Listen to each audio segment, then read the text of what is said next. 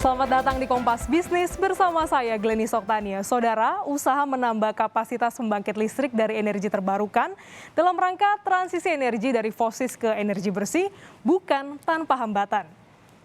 Potensi sumber energi terbarukan yang lebih dari 400.000 megawatt, pemanfaatannya masih kurang dari 11.000 megawatt. Pemberian insentif baik fiskal maupun non-fiskal diharapkan bisa menjadi solusi untuk percepatan. Berdasarkan data dari Kementerian Energi dan Sumber Daya Mineral (ESDM) sampai Agustus 2021, dari kapasitas terpasang listrik nasional sebesar 73.600 megawatt, peran energi fosil masih dominan. Batu bara berperan 65,59%, bahan bakar minyak 3,75%, dan gas bumi 17,89%. Dengan demikian, sisanya disumbang energi dari sumber energi terbarukan sebesar 12,77%. Listrik pelanggan A dari semula 100% menjadi 50%. Kemudian hal yang terus membaik, sehingga pemberian diskon untuk pelanggan rumah tangga industri.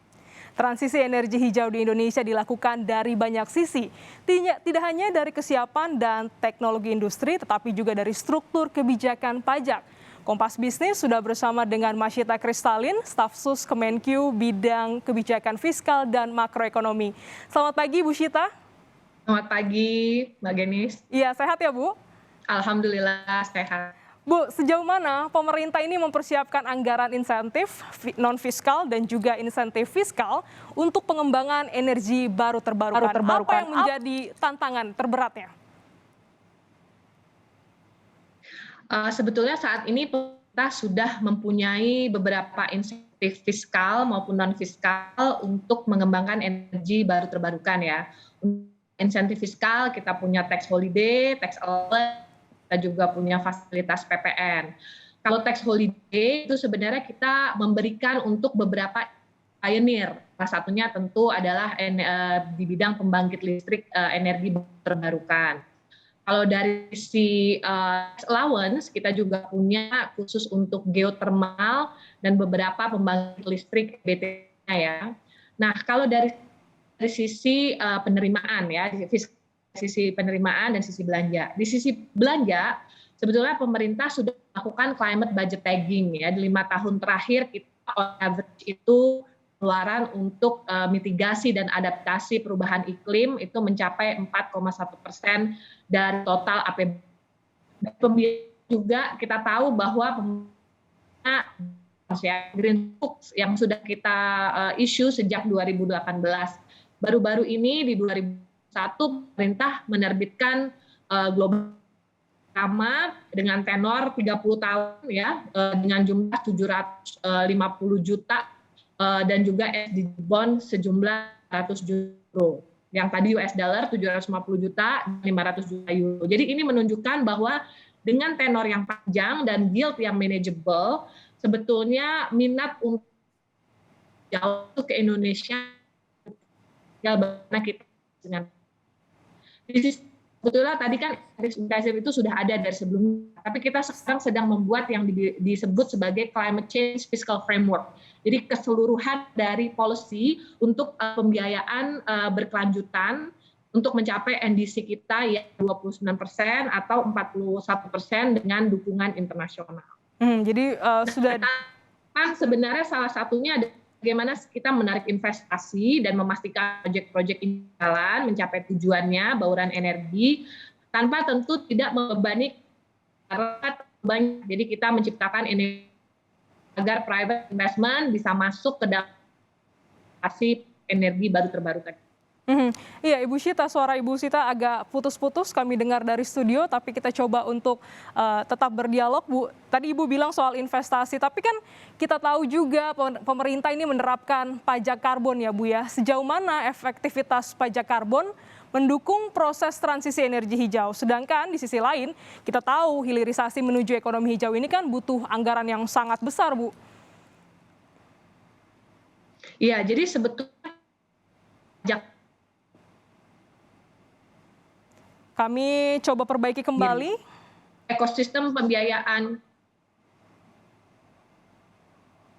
Jadi ekosistem pembiayaan perubahan iklim itu sebetulnya satu sisi pajak harga kepada harga karbon, atau di sisi lain kita juga untuk nilai ekonomi karbon sudah keluar ya di bulan lalu sebelum COP. Ini juga adalah bagian lain dari sistem perubahan iklim juga sangat membantu.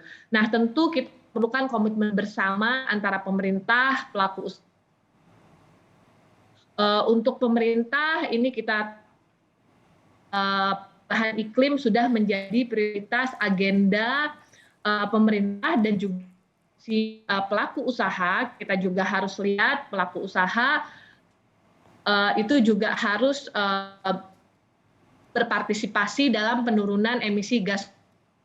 Selain itu masyarakat luas juga terus dihimbau untuk bisa memperhatikan target-target perubahan iklim. Kemudian kedua, pemerintah juga perlu mempertimbangkan kebijakan komplementer untuk meminimalisir dampak pengenaan pajak karbon. Ketiga, tentu saja yang paling utama dan juga penting adalah transparansi dan akuntabilitas dalam pelaksanaan kebijakan ini.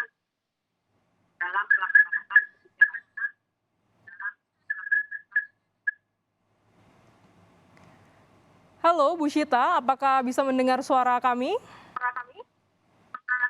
Ya, bisa. Ya, nampaknya ada gangguan dengan jalur komunikasi kami. Pertanyaan terakhir Bu, penerapan pajak karbon ini kan pada sektor pembangkit listrik tenaga uap batu bara, rencananya pada 1 April 2022 akan menggunakan mekanisme pajak ya Bu. Nilai besarannya adalah Rp30 per kilogram karbon dioksida. Apakah dapat menumbuhkan kesadaran apakah pajak ini tidak terlalu kecil jika ditujukan untuk merubah perilaku para pengusaha Bu? Nah, sebetulnya kalau kita perlu lihat pajak ini dalam satu ekosistem. Jadi di satu sisi memang sengaja untuk tidak terlalu besar di awal, karena memang yang paling utama itu adalah melakukan transisi secara bertahap dengan mempertimbangkan perkembangan pasar karbon, pencapaian target emisi, kesiapan sektor, dan juga kondisi ekonomi. Kita juga mau memastikan bahwa transisi itu adil dan juga terjangkau. Nah, mulai tahun 2022, pajak karbon ini akan didahulukan pada pembangkit listrik tenaga uap lebih dahulu. Ya, pertanyaan Anda apakah tidak terlalu kecil? Tentu memang ini disesuaikan dengan negara tetangga kita juga, mempermudah di masa pemulihan ekonomi ini agar tidak terlalu tinggi, tapi juga at the same time bisa mendorong pasar karbon dan memberikan waktu yang cukup bagi para pelaku usaha untuk bisa melakukan transformasi teknologi dan investasi rendah karbon terlebih dahulu. Jadi ini memang diharapkan akan bertahap ya Bu, kenaikannya tidak hanya angkanya Rp30 ya Bu, karena ini mengingat masih pandemi begitu. Betul. Baik, terima kasih Ibu Masyita Kristalin telah bergabung di Kompas Bisnis pada pagi hari ini.